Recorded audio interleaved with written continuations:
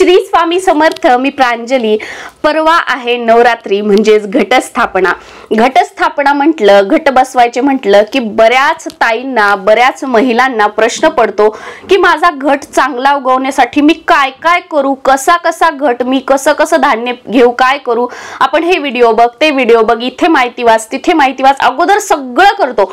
पण जेव्हा ऐन वेळ येते, जेव्हा खरी वेळ येते, त्या वेळेला आपल्या लक्षात काहीच राहत नाही.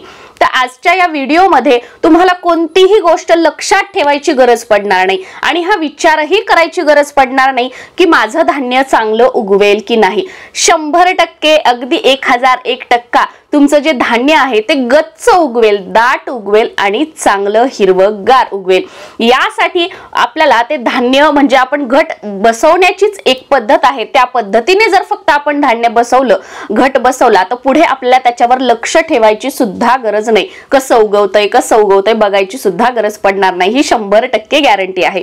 आता बऱ्याच ताईंचा वगैरे असा प्रश्न होता बघा की हे कुंकू कोणतं लावतात. तर हे कुंकुमार्चन जे केलेलं कुंकू असतं ते मी लावते आणि तुम्ही बघू शकता. आता मी सकाळी स्नान वगैरे झाल्यानंतर हे लावलेलं असतं. आता रात्र आहे तर रात्री सुद्धा हे कुंकू असंच आहे आणि रात्री म्हणजे झोपेत वगैरे सुद्धा थोडंफार पडतं, पण सकाळी उठल्यानंतर ना थोडं तरी कुठेतरी लागलेलं असतंच. म्हणजे अगदी 24 तास हे जे कुंकू आहे ते कपाळावर राहतं. तर तुमच्याकडे पण कुंकुमार्चन केलेलं कुंकू असेल तर ते तुम्ही अशा पद्धतीने लावू शकता. तर सर्वात अगोदर आपल्याला पहिली सर्वात महत्वाची गोष्ट म्हणजे की धान्य आपल्याला 7 प्रकारचे किंवा 9 प्रकारचे किंवा तुमच्या कुळामध्ये जी पद्धत आहे, जसं की 1 धान्य 2 धान्य, जी आपल्या कुळ जे म्हणजे आपलं आडनाव पिढ्यानपिढ्या जी चालत आलेली पद्धत आहे ती आपल्याला घ्यायची आहे. त्यानुसार तुमच्याकडे जे धान्य घेतं अगोदर ते धान्य घ्यायचं.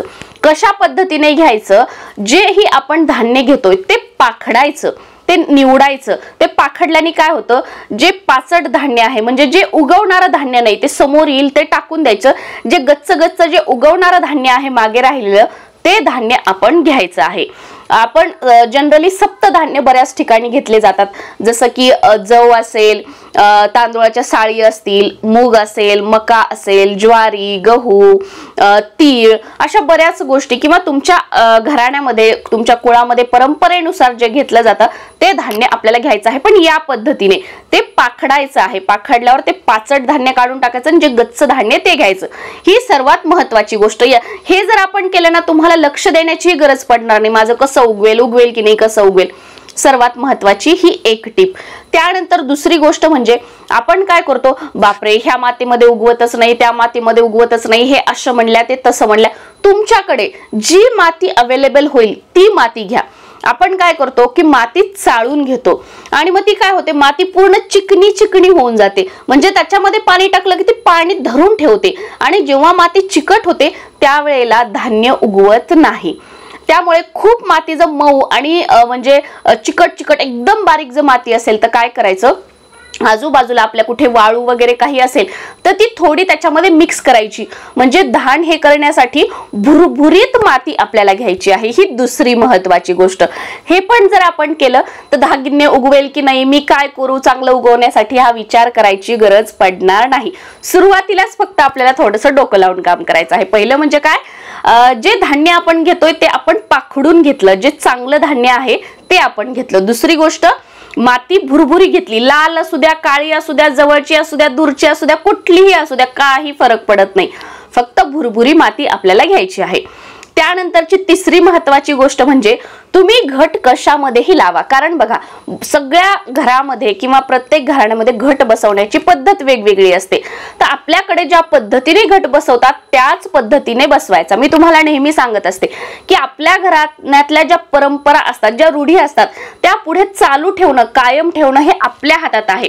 हा ठीक आहे, आता समजा तुम्हाला दुसऱ्यांची एखादी गोष्ट आवडली, जसं की माझी एखादी गोष्ट आवडली, तर आपल्या कुळातल्या चालू असलेल्या गोष्टी सोडायच्या आणि मी सांगितलेली गोष्ट करायची असं नाही करायचं. आपल्या कुळातल्या गोष्टी चालू ठेवायच्या आणि दुसरी एखादी आवडलेली गोष्ट त्यामध्ये ऍड करायची, असं असतं. नाही तर आपल्या गोष्टी सोडायच्या, परंपरेनुसार चालू आलेल्या दुसऱ्या गोष्टी आपण अवलंब करायच्या, असं करायचं नाही.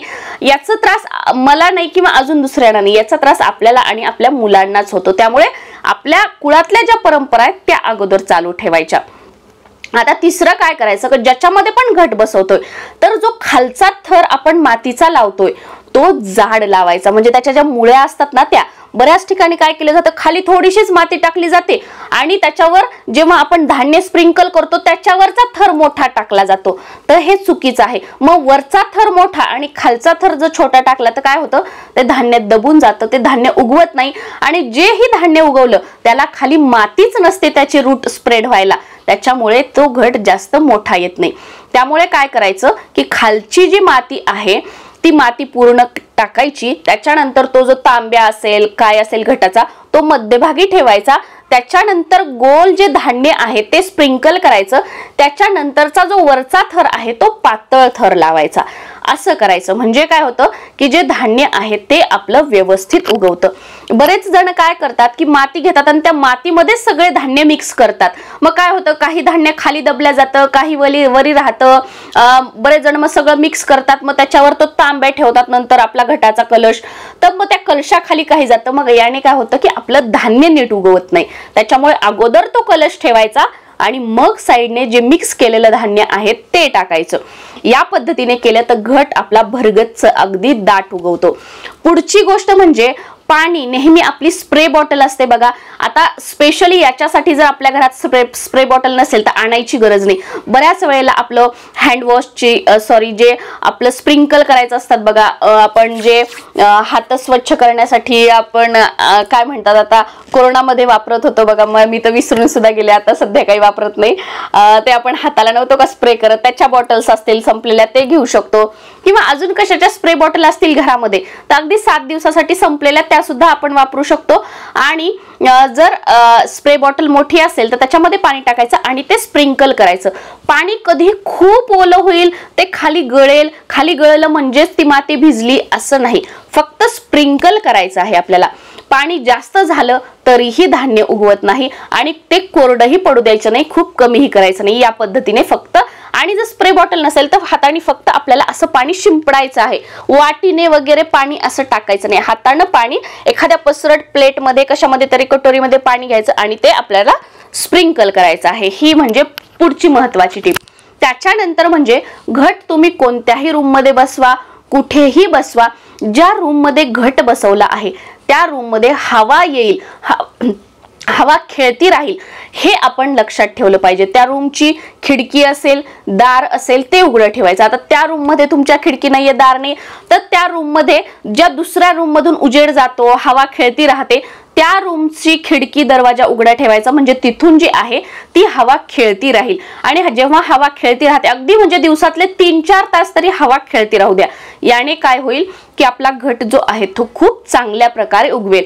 आणि सर्वात महत्वाची आणि शेवटची गोष्ट ती म्हणजे माझा उगवला का नाही, माझा उगवला का नाही घट, अरे अजून कसं आलं नाही, उगवणारच नाही, काय माहित, ह्या निगेटिव्ह गोष्टी करायच्या नाही. आपलं काम काय आहे, घट बसवणं.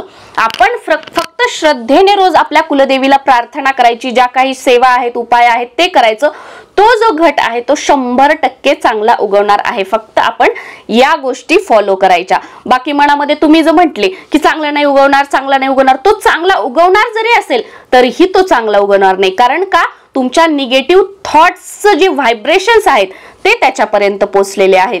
त्याच्यामुळे मनामध्ये सकारात्मक विचार ठेवायचे की माझा घट मी लावला आहे, योग्य पद्धतीने लावला आहे, माझ्या कुलदेवीचं स्मरण करून लावला आहे, तो 100% चांगला उगवणार. आणि घट लावताना, ते सप्तधान्य मिक्स करताना, सगळ्या गोष्टी करताना आपल्या कुलदेवीचं स्मरण आपल्या मनामध्ये ठेवायचं आणि मनामध्ये भावना ठेवायची की मी ही लावत आहे, घट खूप चांगल्या पद्धतीने उगवणार आहे आणि हा जेवढा चांगला उगवेल तेवढं आमचं चांगलं होणार आहे. मनामध्ये भावना ठेवायची. कुलदेवीचा आपला मंत्र बोलायचा. कुलदेवीचा मंत्र तुम्हाला तुमच्या माहित नसेल तर ओम ऐं ह्रीं क्लीं चामुंडाय विच्चे हा जो 99 मंत्र आहे तो आपण म्हणायचा आणि हे जे घट आहे ते आपण व्यवस्थित लावायचं आहे. बाकी कोणतीही गोष्टी लक्ष घ्यायची नाही, काळजी ठेवायची नाही, काही नाही. रेग्युलर फक्त लावताना ह्या गोष्टी जर आपण पाळल्या तर घट आपला जो आहे तो चांगला उगवतो. श्री स्वामी समर्थ.